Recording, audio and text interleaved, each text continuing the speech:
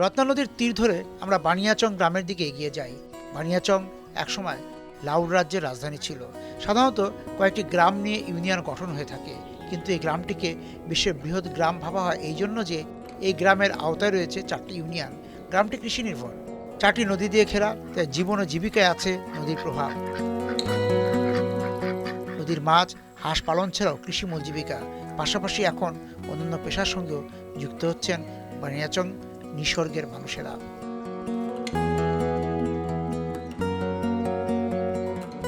আপনারা কি বানাচ্ছেন এটা? পাটি পাটি পাটি। কিসের পাটি এটা? মানে জল মালো বান দিব, বান ও বান দিবেন? বান দিয়া মাছ আটকাইব। আগে যেভাবে মাছ আটকে, তো এখনো কি একই রকম ভাবে মাছ আটকায় না একটু কমছে? মাছ তো কমবো, বছর বছর মারা কমবো না, এখন একটু কমতির দিকে। মাছ কমতে দিকে পানি হয়েছে না তো, এবার জল কম। এবার জল কম কেন হলো কি মনে আপনার? জল এবার আইছে না, কিন্তু বৃষ্টি তো হয়েছে। বৃষ্টি লিয়ে হামাইব জায়গা জায়গায়, রাস্তা হয়ে গেছে না, হ্যাঁ। জল বন্ধ। আপনারা কি শুধু রত্নাতে ধরেন না শুটকিতেও যান? আমরা রত্ন সুটকেও যায়, কেউ যায়। কেউ কেউ যায় না।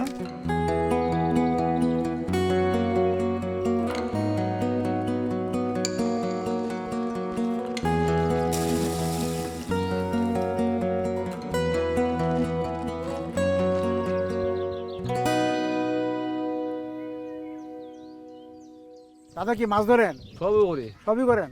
আষাঢ় বাচ্চা ওড়ায়, মাছ ধরে খেতে করি। ও, আন্ডার বাচ্চা মানে হাঁসের বাচ্চা করেন? তা আপনার হাঁসের ইটা কই? খাবার তো করে তো লাগে। ভিতরে চলেন যাই।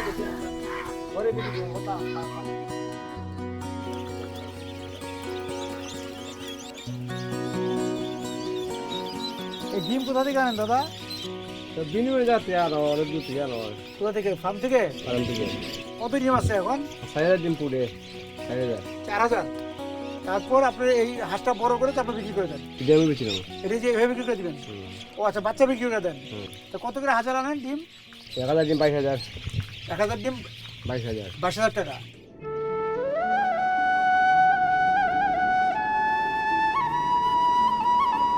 বানিয়াচংয়ের উপর দিয়ে প্রবাহিত নদী শুটকি। জলধারায় গতি আছে, তবে দুই তীর ও চর দেখে আখির স্বাদ যেন ফুরোয় না। যতদূর জলধারা ততদূর সাদা লাল শাপলা, চাঁদমালা ফুল ফুটে আছে।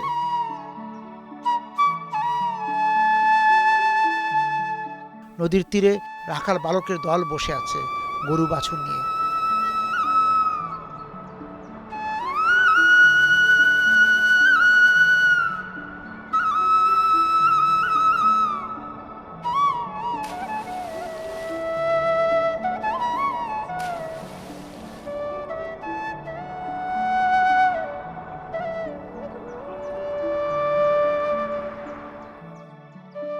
নদীর বুকে কাউকে জাল ফেলতে না দেখে অবাক হই। শুটকি নদীর মাছে এখনও টান পড়েনি। তবে জাল পড়ে না কেন? নদীর উপর দিয়ে যাওয়া সেতুর নিচে বসে কেউ কেউ বড়শি দিয়ে মাছ ধরছেন। তীরবর্তী মানুষেরা জানালেন, এই অঞ্চলের জমিদারদের উত্তরসূরিরা কেউ নদীকে ব্যক্তিগত দাবি করে বসে আছেন, তাই গ্রামের মানুষদের নদীতে মাছ ধরতে মানা।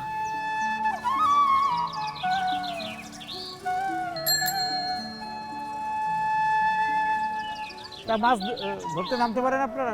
না, এটা ওই যারা ডাক আনে এরা মারে। আপনারা পারেন না না, নামতে? আমরা দিই না। কেন? সে কয় সরকারের কাছে তো আমি আনছি ডাক, আপনারা খেয়ে কেন মারবা? আমি 10 লাখ টাকা ডাক আনছি কি 20 লাখ টাকা ডাক আনছি, আপনারা তো মারবার কোনো আইন নাই। নদীর বলে আবার কি ব্যক্তিগত মালিক আছে? ওই মুরব্বী কইছে, ওই বানিয়াচংয়ের যে রাজা ছিল আলী রাজা সাহেব, আলী রাজা সাহেবের ছেলে তাই না আহমদ রাজা, তাই নিয়ে হন এই নদীটা লইয়া। এই নদী, জি। নদী আবার নদী আবার ওই যেমন আরেক দলে নদীর মালিক তো এই বানিয়াচং এলাকা সব মানুষ, একজনের কিভাবে নদী? সরকার থেকে ডাক আনে এরা। এখন আপনারা এটা প্রতিবাদ করেন না যে না, নদী আমার, নদীর পাড়ে থেকে আমি এই মাছ আমি নিব?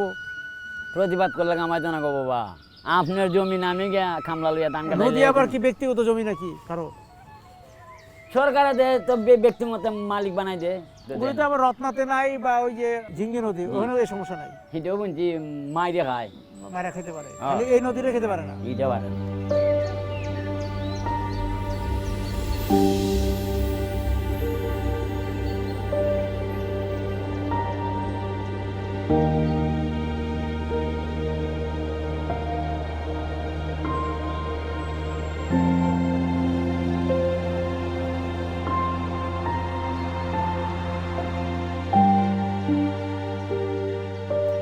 কখনো কখনো মানুষকে পথে নামতে হয় নিজেকে জানতে, নিজের যে একটা বৃত্ত আছে সেই বৃত্তটাকে একটু পরখ করে নেওয়া, যে এই বৃত্তের মধ্যে তার যে বসবাস, কাদের সঙ্গে কার সঙ্গে, তাদের সঙ্গে চেনা জানার বিষয়টিও মিলে নেওয়ার জন্য কিন্তু মানুষ পথে নামে, একলা নেমে আসে।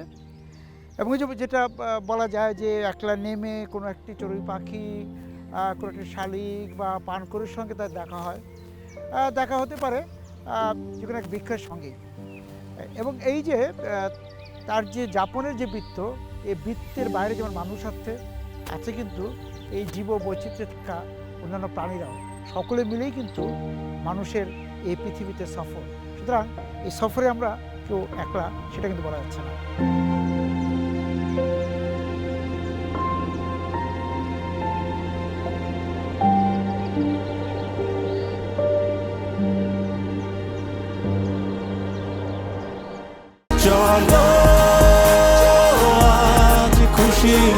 40 বছর ধরে অসংখ্য খুশির মিছিলে ছিল আইডিএলসি, থাকবে আগামীতেও।